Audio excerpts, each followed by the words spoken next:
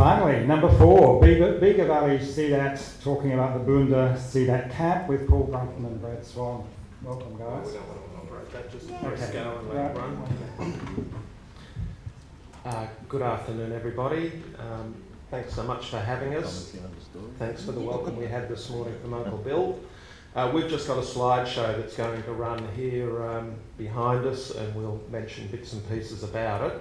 Specifically, the project we're talking about is our Boonda CDAT camp, which will run for the 11th year this year. Gorgeous country, do you think? Yeah. And it was awesome to follow Barrowville, I believe it was. So they're in the 6th month, and how much have they done in that short period of time? I think as a CDAT that's run for 18 years now, we were still talking about when to meet 6 months in, let alone running projects. Mind you, there was no money back then either. So look, a few things that I've written down rather than just ramble. Brad Swan here is a member of our CDAT, sergeant in the local police, incredibly valuable member of our CDAT, and Brad's been involved since about 2002. As I said, the slides are going to run. I'm going to give you a potted history of the Bega Valley CDAT. No reference to Nimbin there. Okay, as a long-term member of our CDAT, I can tell you a bit about how it's come about. Our CDAT has a history back to 2000, when Bob Carr was Premier and the computers were still steam driven then. For those who don't know where Bega and the Bega Valley are, we're located on the last piece of coastal land before you hit Victoria. Our traditional owners are the Yuin people, and we pay our respect to the elders and custodians, past and present. We have a strong history of farming there, with an emphasis on cows, particularly dairying, and we usually make cheese with it. The formation of CDATs was one of the outcomes of the Drug Summit, with public meetings held all over New South Wales in 2000. The raft of initiatives from the Drug Summit, including CDATs, were initially under the direction of the Premier's Department. Hello Lisa, we met you then. A time when Bega Valley, yes, as I just said. A few years on, CDATs were moved to New South Wales Health, and now we're happily with the ADF, and what a great partnership that is. Thank you, Amy. Our initial efforts as a CDAT were focused on community engagement, and turns out after making our best efforts, our community was happy to know we were there, but didn't feel like coming to meetings or being involved in management. Yeah. So while we were still trying to engage the wider community, our CDAT transitioned into a period of providing information about the impact of alcohol and drugs on our lives. It was quite popular at that time. Health was providing lots of information. Some of the information was shocking and alarming about the impact of alcohol and drugs on our individual well-being, our relationships and our community. Over time, it was clear providing information was not enough to bring about substantial change to the patterns of alcohol and drug use in our community, perhaps with the exception of tobacco, although it was very encouraging to hear some of the figures this morning, which you'd think there'd be quite a deal of trumpeting of that into our community, but it's news to us in the Bega Valley, so we look forward to seeing and spreading it ourselves. Right, lost where I was up to, Brad. Oh, no. CDATs were formed when... Sorry. Good help's hard to get, isn't it? CDATs were formed when alcohol and tobacco sponsorship of sport and cultural activities was seen as appropriate, with no conflict of interest. Our culture was one of celebrating with drinking, and drinking as celebration. And it's great to hear again of projects that are challenging that. All sorts of negative behaviour, including violence, domestic violence, deaths on roads and so on, were fuelled by our drinking culture. It was apparent that to effect a change in culture, a longer term plan and approach is required. At a crucial time for our CDAT, we decided to focus on working with youth on a project basis.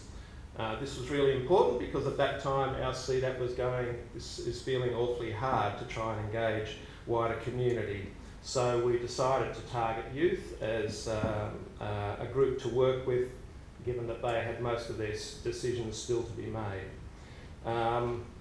So we started to tap into the energy and creativity of our young people, and as CDAT members we got on with getting our hands into something that we could actually see reward for effort. So our CDAT sponsored hundreds of young people to gain their RSA. We've run a number of creative projects. We've run a Mindbenders film project for about 3 or 4 years.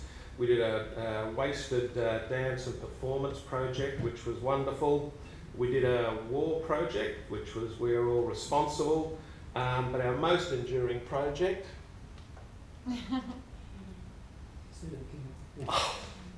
That's it.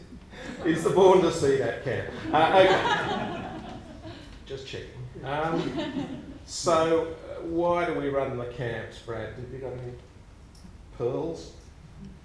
Basically, to top it up what Paul said, was we were trying to retain people to stay on to the CDAT. We weren't having much success. We were getting statistics and data, and I think it's very important, I was mentioned earlier, have a policeman on the CDAT. Fiona's here, and there's a couple of other police, I believe, here in the room, but I think it's really important to have those drivers and be able to get the information, statistics, and be out there with the community. And we've had a lot of successes in high school with hypotheticals, getting around to all the high schools. We've got 4 in the valley, 2 public high schools and 2 private high schools. And we've been able to get out to all those schools, and we've had some really good support from teachers. We've had great support from the Doug Record, who's the principal of the Born Environmental Education Centre, and he's been a long-standing supporter of it. Yeah. Great to have on our side. The young people we've had, they've been very talented. We've chosen those kids. Well, we haven't chosen, actually their peers have chosen, and they've got an opportunity to come to in September to have a crack at it for what, 40 or 50 of the young people come? Yeah. They come along, and then it gets whittled down to, I think it was 32 or something. Mm-hmm. Started off with 12, and we built up from there. At one stage we're going to incorporate with Golden because they got interested in it, but that didn't that follow. And so subsequently it's just built on from there, and the young people, we had a lot of great talented artists come through with some great musicians and artists, etc. And they've gone on to go into back to their schools and, hopefully sort of impart some of what they've learned. And they're already, most of them are already well known in the schools, either supporters, team leaders, or whatever it may be. So they've been great peers for other people in the community.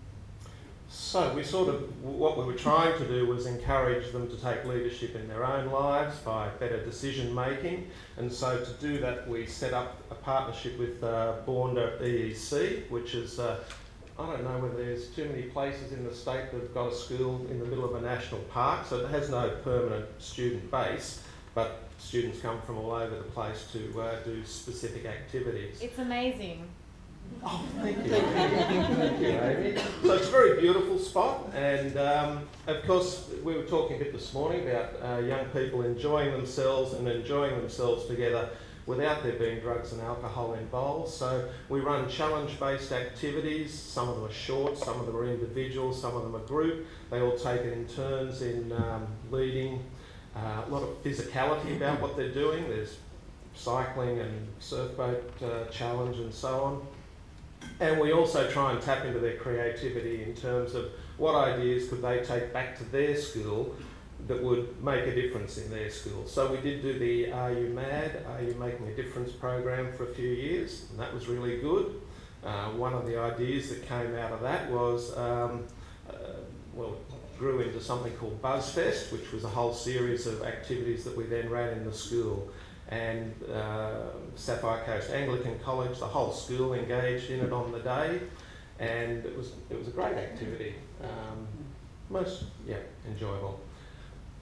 Must be time for us to get off, Brad. Thanks very much for listening.